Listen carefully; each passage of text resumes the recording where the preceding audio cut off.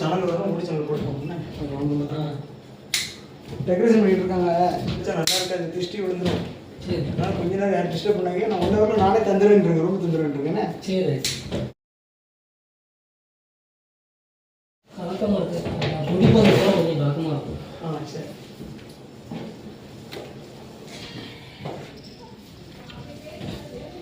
நான் எப்படி பிடிச்சிக்கிறேன்? ரைட். சொல்கிறா சரி சரி.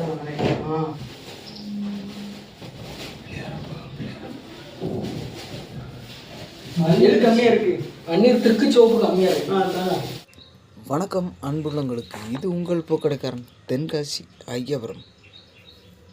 இன்றைக்கி நம்ம கட்ட அலங்காரத்துக்கு தாங்க வந்திருக்கோம். ஃபர்ஸ்ட் நைட், அதாவது முதலிரவு அலங்காரத்துக்கு தாங்க வந்திருக்கோம். அலங்காரத்தை நல்லபடியாக சிறப்பாக முடித்து ஒரு வீடியோ தாங்க எடுத்துக்கிட்டு இருக்கேன். ஆமாங்க, இருக்க பூவில் எல்லாத்துலேயுமே ஒரு பெரிய ஹார்ட்டின் ஒன்று சின்னதாக போட்டு, ஒரு ஹார்ட்டின் ஒன்று போட்டு, அதில் ஒரு அம்பையும் ஒன்று விட்டு, எல்லாமே வாசனை திரவிய பூக்கள். இதில் எந்த பூவுமே இதில் ஹைப்ரிட்னு சொல்லவே முடியாது. ஏன் அப்படின்னா, சென்ட்ரலில் போட்டிருக்க பூவிலேருந்து வெளியே போட்டிருக்க பூ வரைக்கும் ஒன்றுமே நல்ல நறுமணம், அதாவது வாசனை தரக்கூடிய பூக்கள் மட்டும்தான் போட்டிருக்கு.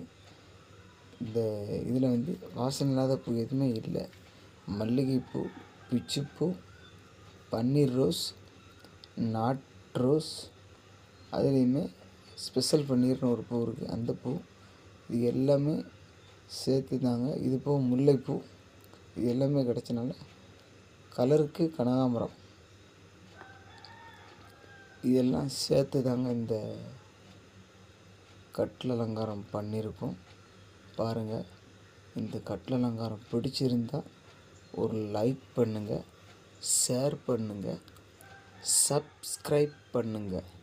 நீங்கள் பண்ணுற ஒவ்வொரு சப்ஸ்கிரைபரும் எனக்கு நல்ல மோட்டிவேஷனாக இருக்குது.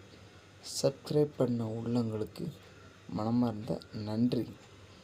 கிட்டத்தட்ட நாங்கள் இந்த ரூமுக்குள்ளே போய் இந்த கம்பெல்லாம் கட்டி, சாதாரண கட்டில் இருந்தால் உடனே கட்டி இருந்திருப்போம். கட்டில் கொஞ்சம் வேறு மாதிரி கட்டில் அப்படிங்கிறனால இது கட்டுறதுக்கு ரொம்ப கஷ்டப்பட்டோம். ஒரு 3 மணி நேரத்துக்கு மேலே ஆயிடுச்சு.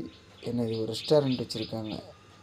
ரெஸ்டாரண்ட் ரூம் அப்படிங்கிறனால அங்கே எந்த ஒரு கம்பு வசதியுமோ எதுவுமே இல்லாதனால கட்டில் ப்ரைவேட் கட்டில் மாதிரி இருந்துச்சு.